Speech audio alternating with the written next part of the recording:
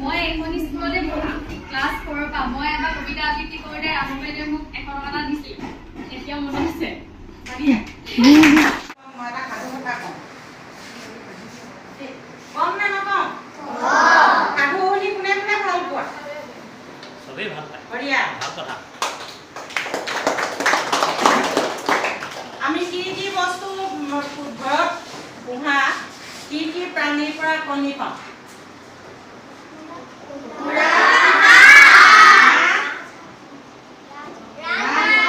এইবোৰৰ পৰা পাওঁ নহয় জানো? এতিয়া মোক তোমালোকে কোৱা, মতা হাঁহে কণী পাৰে নে মতা কুকুৰাই কণী পাৰে নে মাইকী কুকুৰাই কণী পাৰে? বীৰবলৰ নাম শুনিছা? কোন আছিল বীৰবল? খুহুতীয়া বীৰবলৰ স্থান আছিল মোগল সম্ৰাট আকবৰৰ ৰাজসভাত।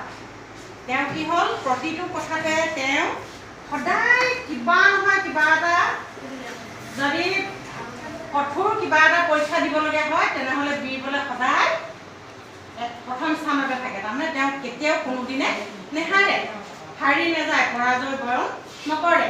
সেইকাৰণে বীৰবল নথকা এটা দিনত ৰজাই মন্ত্ৰী পৰিষদৰ সৈতে বুদ্ধি কৰি সকলোকে ক'লে যে তোমালোকে এটা এটা কণী জেপত ভৰাই লৈ আনিবা বা পকেটত ভৰাই লৈ আনিবা, আৰু মই ক'ম যেতিয়া ক'ম যে পুখুৰীটোত বুৰ মাৰি তোমালোকে এটা এটা কণী আনা, তেতিয়া তোমালোকে জেপত লৈ যোৱা কণীটো পানীৰ পৰা ওলাই আহি মোৰ হাতত দিবা।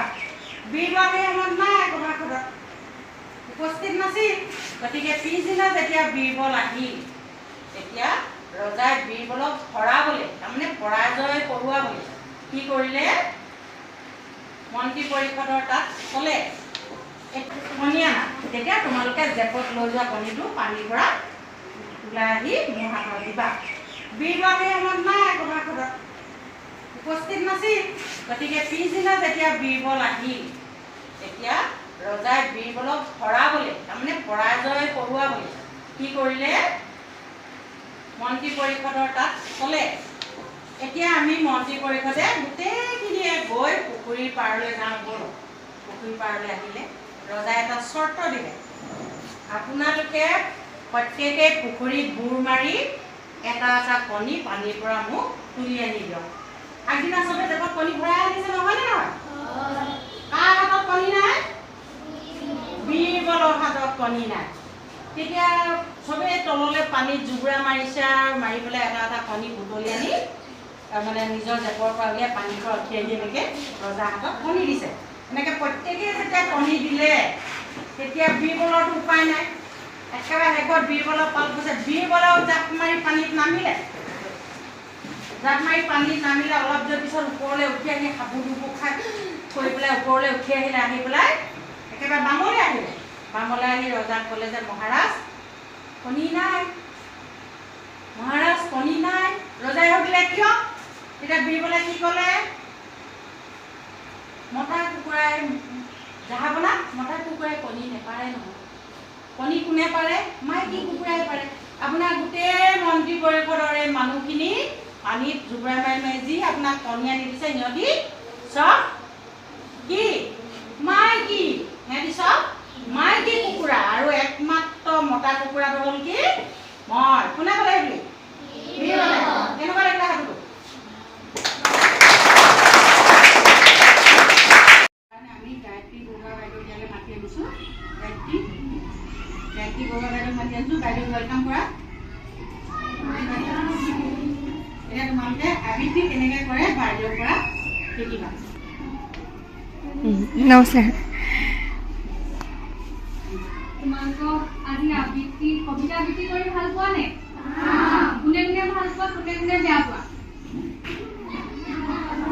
সকলোৱে ভাল পোৱা? মই শিকালে শিকিবানে ধুনীয়াকে? তোমালোকে পঢ়াৰ মাজতে কোনোবা এটা সময় অকণমান সময় আমি আবৃত্তি শিকিম দেই। তেতিয়া আমি ক'ৰবাত আবৃত্তি কৰিবলৈ হ'লে কোনোবা এটা অনুষ্ঠানত আমি কেনেদৰে আবৃত্তি কৰিব লাগে সেইখিনি আমি শিকিব পাৰিম, হয়নে? আজিৰ পৰা তেন্তে আমি আবৃত্তি অলপ অলপ শিকিম দেই।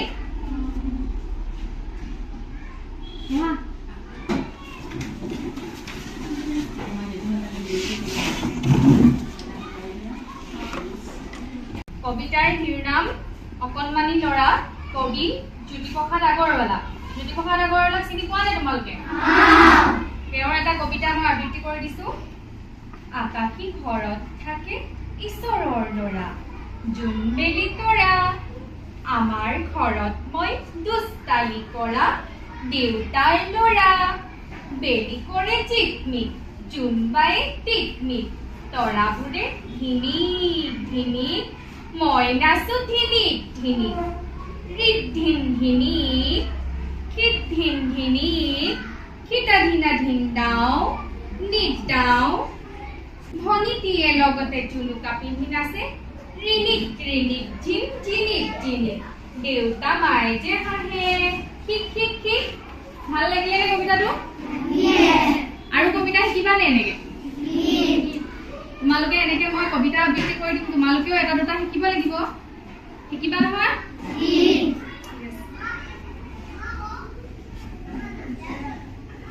মই এইখন স্কুলতে পঢ়া, ক্লাছ 4 পৰা। মই এবাৰ কবিতা আবৃত্তি কৰোঁতে আহোম বাইদেৱে মোক 100 টকা এটা দিছিল।